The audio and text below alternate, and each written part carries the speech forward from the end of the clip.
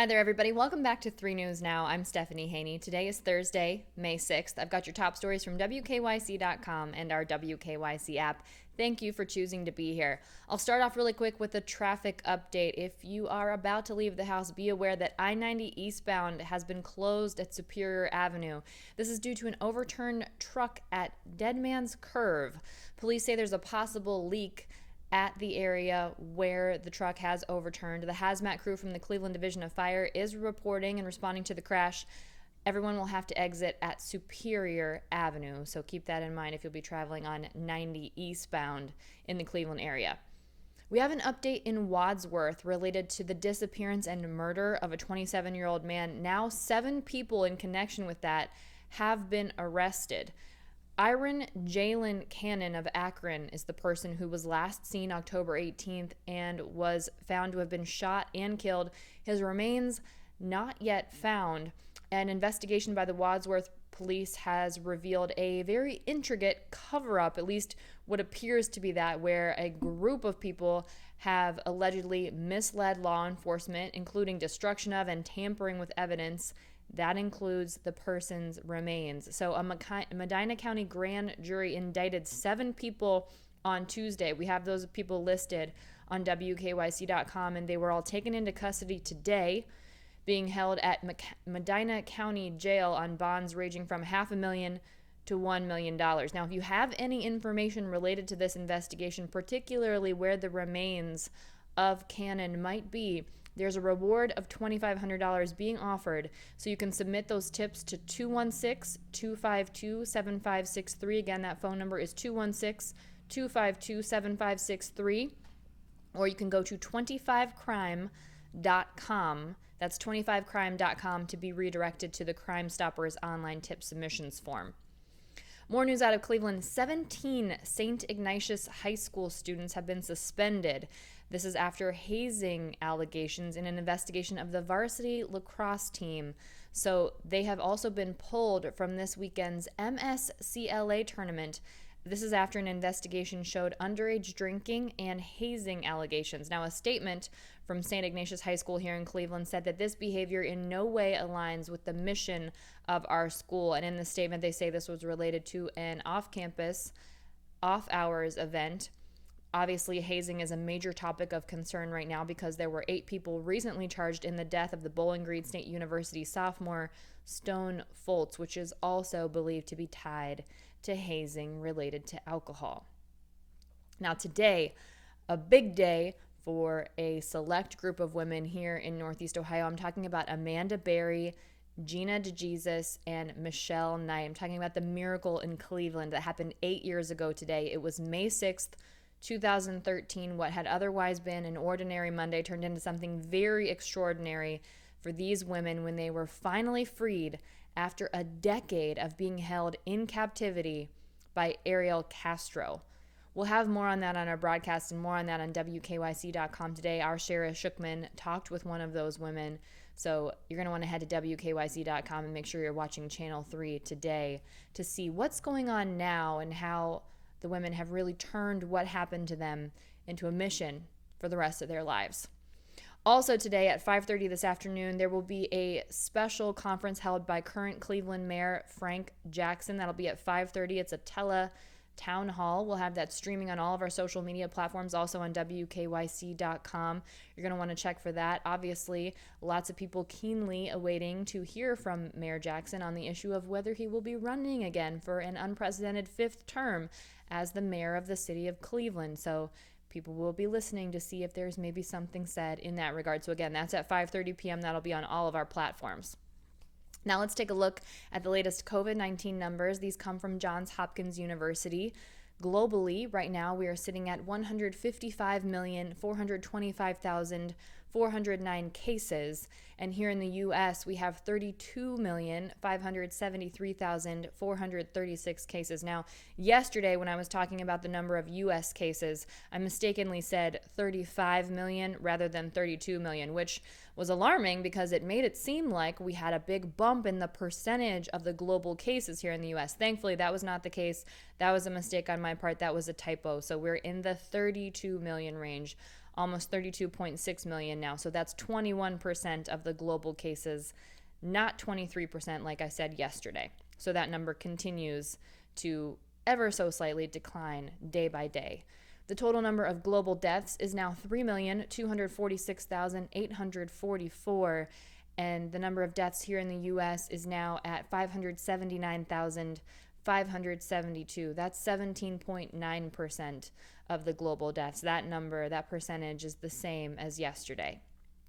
Now let's look at the Ohio Department of Health data related to COVID-19.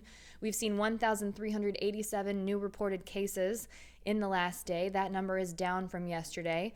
Every Thursday, we get the percentage of cases per 100,000 residents here in Ohio. Now remember, previously Governor Mike DeWine had said if we get this number to 50, all health orders will be lifted. Well, it's down from last week. That number is now 140.2. Obviously not close to 50, but do keep in mind that Governor DeWine said that we would likely be shifting the focus potentially to the amount of vaccinations here in Ohio and away from this cases per 100,000 residents. In the last day, we've seen 127 new hospitalizations related to COVID-19, and right now there are 1,073 being treated in the hospital for COVID-19. Of those people, 305 are being treated in the intensive care unit.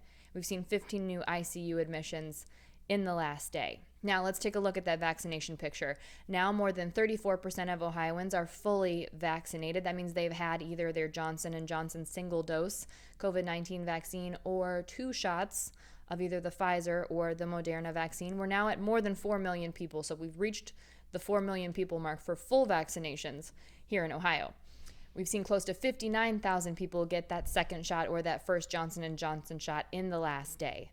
Close to 41% of Ohioans have started the vaccine process. That's close to 4.8 million people and 34,000 more in the last day. Now, along the lines of getting that vaccination, at the Wolstein Center at Cleveland State University, they will be offering the Johnson & Johnson COVID-19 vaccine. That will start next week, Monday, May 11th, and that'll be distributed through the following Monday, May 17th.